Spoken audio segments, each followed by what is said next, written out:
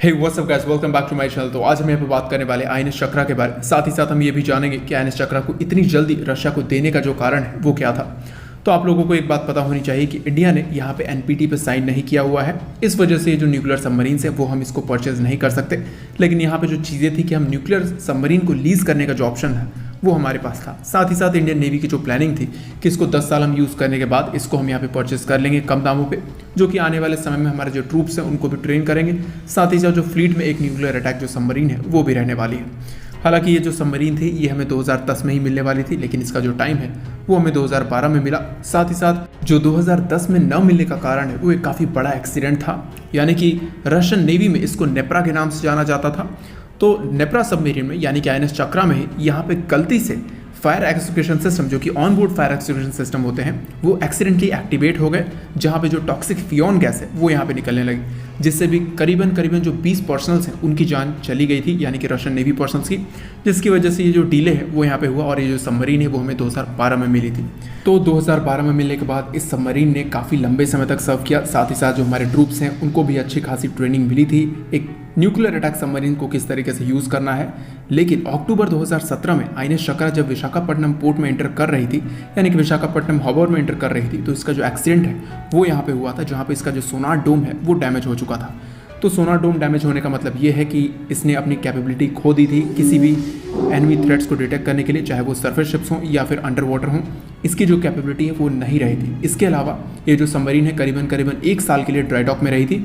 हालांकि इन सभी चीज़ों को रिपेयर कर लिया गया था, जहाँ पे रशिया ने हमसे करीबन $20 मिलियन के आसपास चार्ज किए हुए थे। तो इन सभी चीज़ों को रिपेयर होने के बाद चीज़ें 2018 में नॉर्मल हो गई और 2018 से ये जो सबमरीन है दोबारा से सेल करने लायक हो गई थी। तो 18 और 19 और उसके बाद जब 20 का समय आया, जब चाइना के साथ स्टैंड ऑफ चल रहा था, तो ये जो सबमरीन थी ये इंडियन ओशन रीजन में ही डिप्लॉय थी, पॉसिबल पेट्रोलिंग के लिए हो या फिर कोई किसी और ऑपरेशंस के लिए यहाँ पे डिप्लॉय की गई थी। और उसी वक्त यहाँ पे जो एक्सीडेंट है वो यहाँ पे सबमरीन को दोबारा से फेस करना पड़ा था। अराउंड अगस्त या सितंबर के दौरान यहाँ पे जो हाई प्रेशर एयर सिलेंडर्स होते हैं वो यहाँ पे इसके डबल हल्ट के पास ही यहाँ पे ब्लास्ट कर गए। आप लोगों को एक बात पता होनी चाहिए, ये जो सबमरीन है ये डबल हल्ट सबमरीन है, और इसके डबल होल होने का मतलब ये है कि इसमें 2 हल्स हैं, यानी कि प्रेशर इनर हल और साथ ही साथ लाइटर आउटर हल, जहाँ पे सबमरीन को ज़्यादा अच्छी कैपेबिलिटी प्रदान करते हैं कि ज़्यादा से ज़्यादा जो डैमेज है वो यहाँ पे एब्जॉर्ब कर सके। हालांकि यहाँ पे जो डैमेज है वो यहाँ पे टॉर्पीडो से हो सकता है या फिर माइन से हो सकता है। तो इस सबमरीन को ज़्यादा केपेबल बनाते हैं कि ज़्यादा से ज़्यादा डैमेज एब्जॉर्ब कर सके इस तरीके के जो हल्स होते हैं। तो हालांकि बैक टू द टॉपिक आते हैं, यहाँ पे जो दोनों हल्स हैं वो यहाँ पे डैमेज हो चुके थे। तो दोबारा से ये जो सबमरीन है ड्राई डॉक में आ चुकी थी और इंडिया ने इसको दोबारा से यहाँ पे रिपेयर है वो यहाँ पे किया। हालांकि इन सभी चीज़ों को आप देखोगे तो यहाँ पे जो सबमरीन है 10 साल के पीरियड में करीबन 2 साल यहाँ पे रिपेयरिंग में ही रही थी। साथ ही साथ यहाँ पे दोबारा कोई बड़ा एक्सीडेंट ना हो, जिस तरीके से रशियन नेवी में हुआ था, करीबन 20 पर्सनल्स की जान चली गई थी। तो इस वजह से ही यहाँ पे जो सबमरीन है इसको जल्दी वापस किया गया है।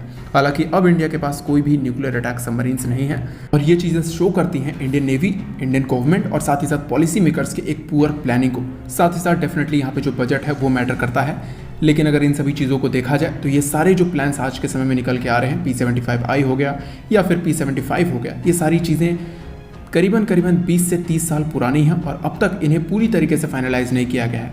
P75 में जो सबमरीन्स आ चुके हैं स्कॉर्पियन क्लास, यहाँ पे 2 और सबमरीन्स बनाने का जो ऑर्डर है वो हो सकता है, लेकिन इसे बनाया नहीं जा रहा है। साथ ही साथ जो P75I है इसे सिर्फ अप्रूवल मिला हुआ है। यहाँ पे जो चीज़ें हैं, डील हैं, वो अभी भी साइन नहीं हुई हैं। तो यहाँ पे आप एक्सपेक्ट कर सकते हो कि जो सबमरीन्स है वो 2035 तक ही आएंगी।